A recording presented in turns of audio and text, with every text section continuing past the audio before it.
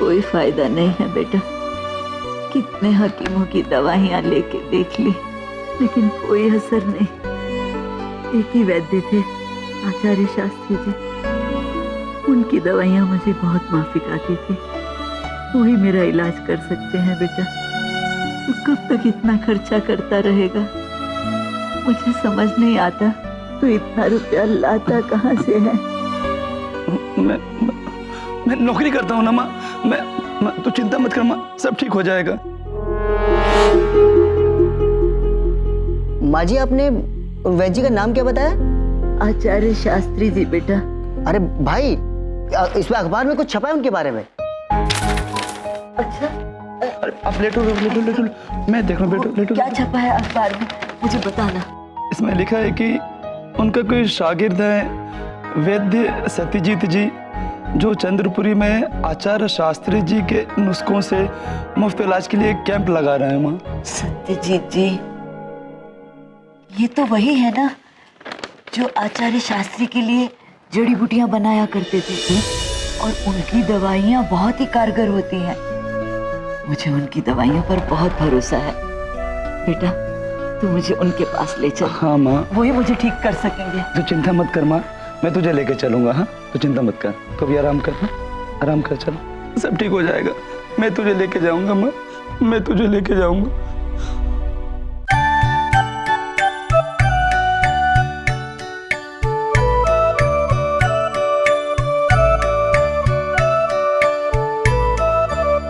यार यम, जिंदगी में कभी नहीं सोचा था इतने साल पहले सीखा हुआ काम अपनी फैमिली को बचाने की मदद में काम आएगा। ओ भैया, एक बात पूछें? हमको ना बहुत घबराहट हो रही है। आएगा ना? अवश्य आएगा बहन, आप निश्चिंत रहिए। वो अपनी माँ से बहुत प्रेम करता है और उनका इलाज करवाने तो अवश्य आएगा। और इस नेक काम में सारा मोहल्ला हमारे साथ है। चिंता मत करना बहन, जीत हमारी ही होगी।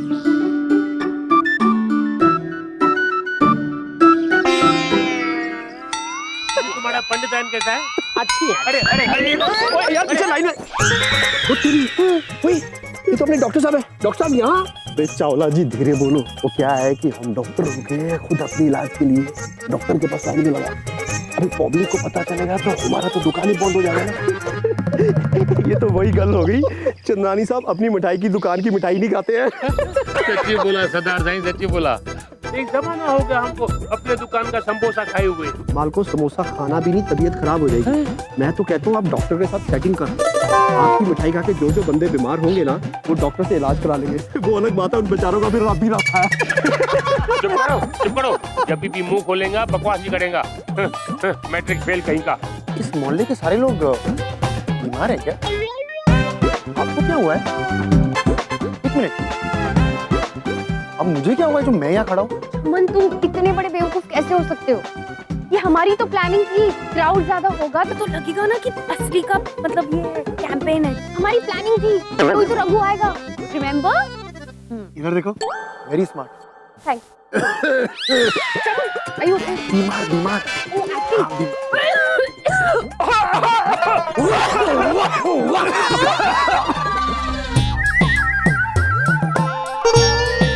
प्रभु, ये देखिए, श्री देवी जी ने हमें दिया है दूरभाष यंत्रम। अच्छा प्रभु, उन्होंने कहा है कि जब भी रघु दिखाई दे तो हम उन्हें एक मिस कॉल मार दे।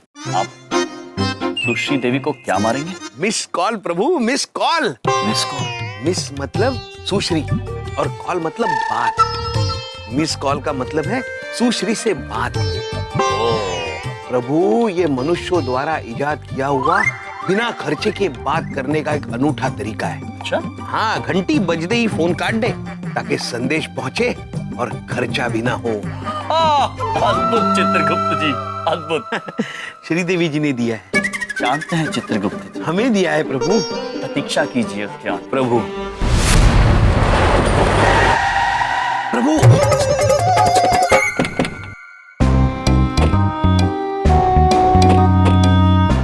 गाड़ी घुमा कर रख, मैं अभी आता हूँ।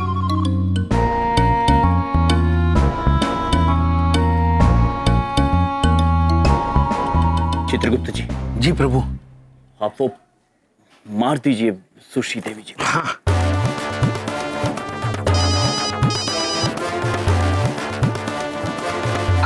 मार दिया चित्रगुप्त जी, मार दिया प्रभु। गुप्त रहिए, गुप्त रहिए प्रभु।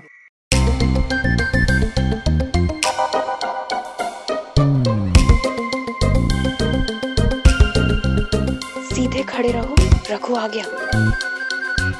चलिए। वैसे भाई साहब, हाँ जी आप इन वैद्य जी को बहुत पहले से जानते हो ना? अरे मैं तो इनको बहुत पहले से जानता हूँ, बड़े धाकड़ वैद्य हैं जी, बहुत धाकड़। ये तो शहरों में आते ही नहीं, सारा साल जो है कभी हिमालय पे, कभी किसी जंगल में, कभी किसी जंगल में, बस जड़ी बूटियां इकट्ठी करते रहते हैं और बस फिर थोड़े दिन के लिए जैसे आप आए हैं ऐसे लोगों को दवाइयां देने आ जाते हैं। बहुत बढ़िया वैद्य है। पता है इन वैद्य जी की दवाइयों का असर बड़ा ही महंगा है। देख रही हो ना, मैं दिन ब दिन कैसी निखरती जा रही हूँ। देखा हमारी हाथ में मोबाइल है, मोबाइल में पंचांग है, झूठ नहीं बोलेंगे। इन्हीं वैद्य जी की वजह से हमारी दादी और नानी पूरी दिल्ली घूमती रहती है। दादी और नानी। डॉक्टर पंडित को बोल कंट्रोल करे, ओवर एक्टिंग ज्यादा हो रही है। वो क्या है ना कि मेरी दादी और नानी की शादी जरा कम एज में हो गई थी ना। पुराने वेद लगते हैं, लगता है सही जगह पर आया।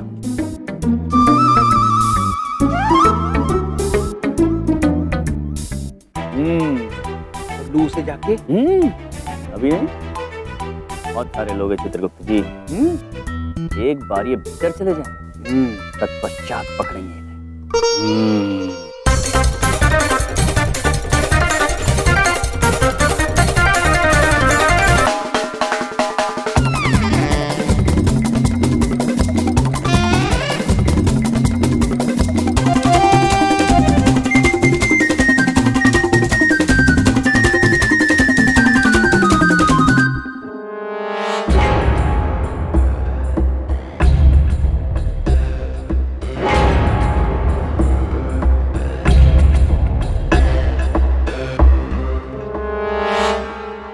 चलिए, समय आ गया है रघु शास्त्री को पकड़ने का।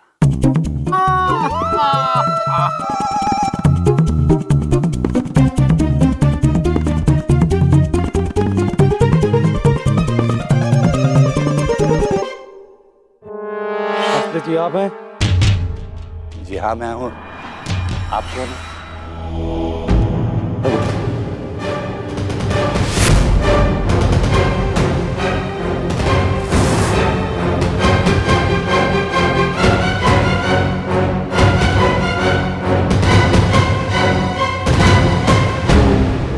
प्रभु, दादाजी कहाँ गए?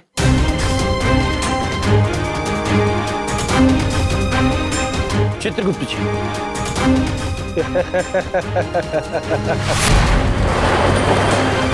चलो।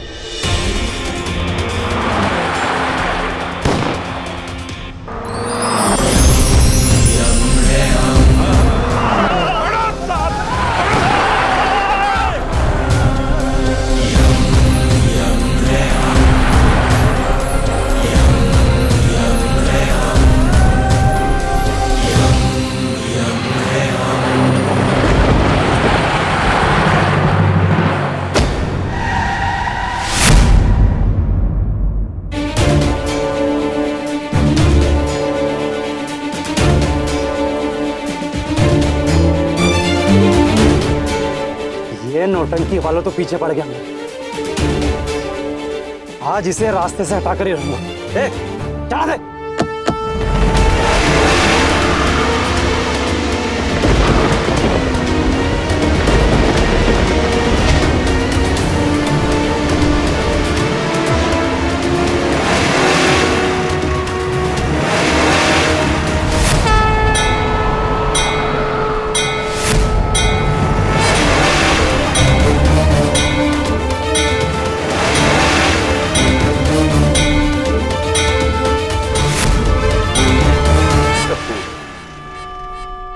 पुत्र, ये नादानी छोड़िए और वाहन से बाहर आ जाइए।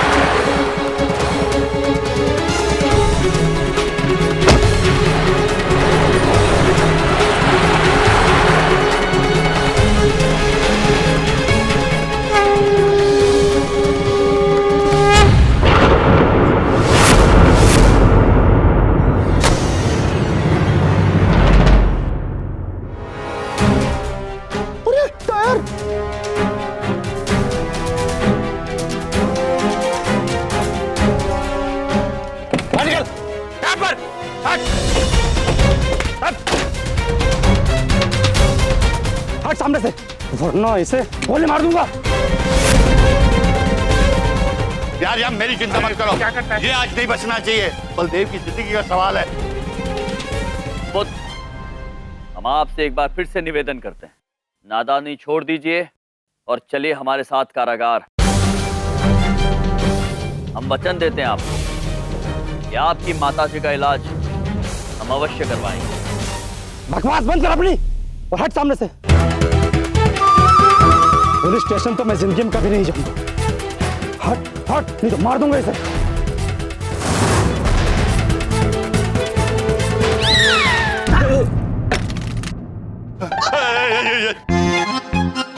हमने मिस्ड कॉल मार दिया था पुत्र, सभी तुम्हें पहचान गए हैं।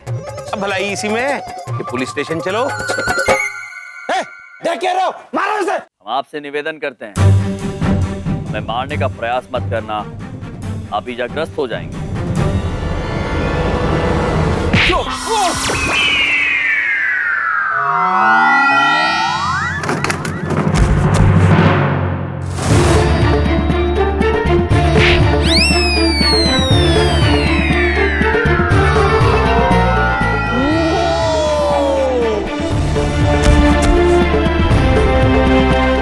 कहा था ना हमने आपसे, पुत्र चोट लग जाएगी।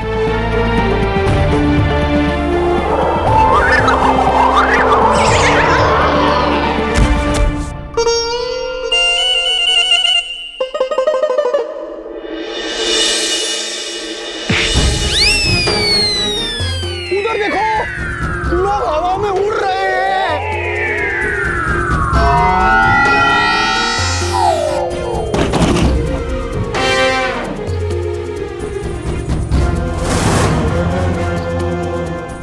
नहीं रघुपुत्र, नहीं।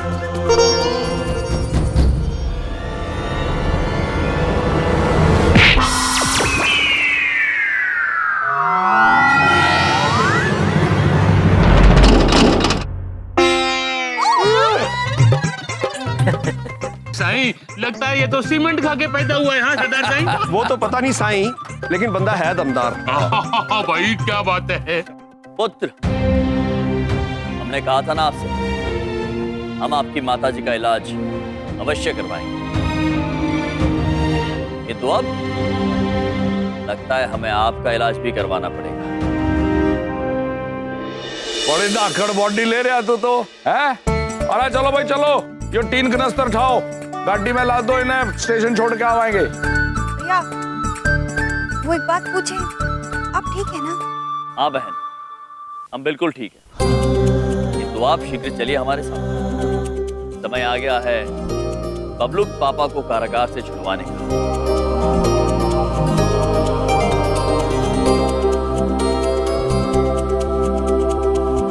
राय यमराज जी योग्य कर दिया, अकेले ही आपने इन सबको पीट दिया।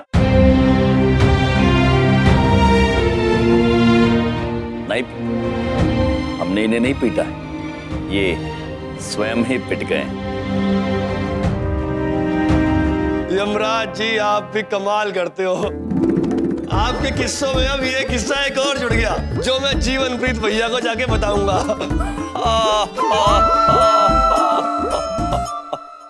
अरे अपनी किस्से कहानियां बाद में निपटा लेना, मुझे यहाँ से निकालो, किसी को मेरी नहीं पड़ी है। जा बे बिट्टू जा, बलदेव जी को खोला अभी लो।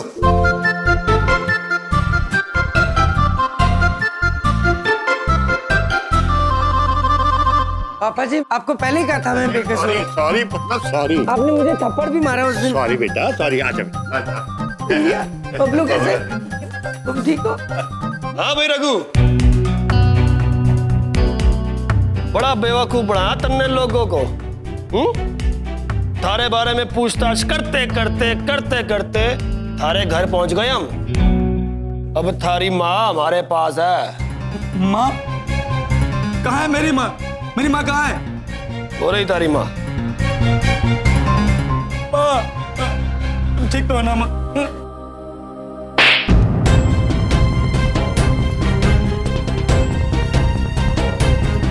चोरी के पैसों से इलाज कराएगा तू मेरा? चोरी के पैसों से?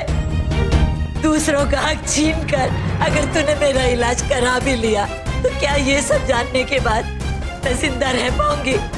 क्या यही संस्कार दिए थे मैंने तुझे? ऐसा मत किया माँ, ऐसा मत किया माँ। मैं वादा करता हूँ माँ कि इन हाथों से मैं बहुत मेहनत करूंगा माँ, पैसे कमाऊंगा और इलाज करवाऊंगा माँ। अब कोई गलत काम नहीं करूंगा माँ। तो तू ऐसा मत कह माँ, नहीं तो मैं नहीं रह पाऊंगा। मिलनप्रीत जी, हम आपसे एक आग्रह करना चाहते हैं। जी हुक्म करो जी। हम चाहते हैं कि आप रघु को कारागार में कैद ना करें। हम जानते हैं कि उसके कर्म खराब रहे, किंतु उसकी नीयत खराब नहीं। रघु आदमी भला है, उसने जो कुछ भी किया अपनी मां के लिए किया है। उसे एक मौका अवश्य मिलना चाहिए। हम भाई साहब, हम इन्हें तभी छोड़ सकते जब बलदेव जी इन पे केस ना करें। मैं कैसे केस ना करूं? इस आदमी ने जो मेरे साथ किया वो कम है, इसकी वजह से मैं 3 दिन से जेल में सड़ लूं। सुनिया नहीं, यम जी ने क्या कहा? केस वापस ले। यम जी, मैं क्यों और खींच लूंगा। अच्छा, लिया केस वापस। हाँ भाई रघु, तो ठीक है, तू जा अपनी माँ के साथ घर वापस। थैंक यू भाई साहब, थैंक यू वेरी मच। आज के बाद कभी किसी के साथ गलत काम नहीं करूंगा। मैं सच कह रहा हूँ, अब सब लोग मुझे माफ कर दो। रघुपुत्र, हम अत्यंत प्रसन्न है कि आप सुधर गए हैं। और जहां तक रही आपकी माताजी के इलाज की बात, तो वो इश्तहार गलत नहीं था। दादाजी आपकी माताजी का इलाज अवश्य करेंगे, है ना दादाजी? यार यम, आपने बोला तो करना ही पड़ेगा ना।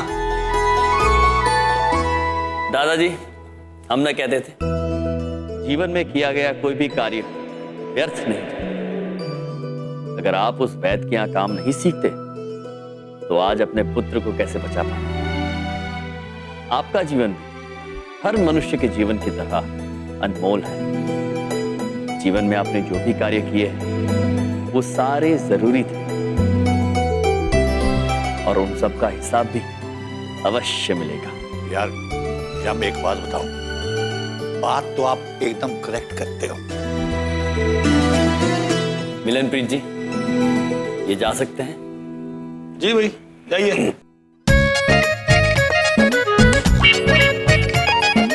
मिलनप्रीत जी, इनका क्या किया जाए? हाँ भाई, जाने दो इनको भी। हाँ, ध्यान रखना, आगे से कोई का ऐसा गलत काम ना करना जिसके कारण तुम्हें यहाँ आना पड़े। भैया, वो हम एक बात पूछें। आप जो हमारे परिवार के लिए किए ना, उसके लिए हम बहुत बहुत एहसानमंद हैं आपके। आज ना हमरा फिर से कहने का मन हो रहा है कि यम है आप। अद्भुत बहन, चले? हाँ चलो। हद हो गई है, ऐसा लग रहा है जेल से मैं नहीं ये निकला। सबको वश में कर लिया इसने, पूरा कंट्रोल। इसे तो मैं छोड़ूंगा नहीं।